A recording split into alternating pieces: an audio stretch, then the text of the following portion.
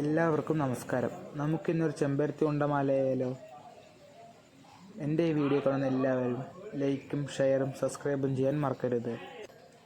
ഞാൻ ക്ഷേത്രത്തിലെ പരിപാടിക്ക് പോയപ്പോൾ അവിടുന്ന് ധാരാളം ചെമ്പരത്തി പൂക്കൾ കിട്ടി. അപ്പോഴാണ് എൻ്റെ മനസ്സിലൊരു ആശയം ഉദിച്ചത്, ഭഗവതിക്ക് ഇന്നൊരു ചെമ്പരത്തി ഉണ്ടമാലയായാലോ എന്ന്. അങ്ങനെ ഞാൻ ചെമ്പരത്തി ഉണ്ടമാല കെട്ടാൻ തുടങ്ങി. കെട്ടി പകുതിയായപ്പോഴാണ് തോന്നിയത് നമുക്കൊരു വീഡിയോ എടുക്കാമെന്ന്. അങ്ങനെയാണ് ഞാൻ ഈ വീഡിയോ എടുക്കുന്നത്. പച്ചയും ചുവപ്പും വെള്ളയും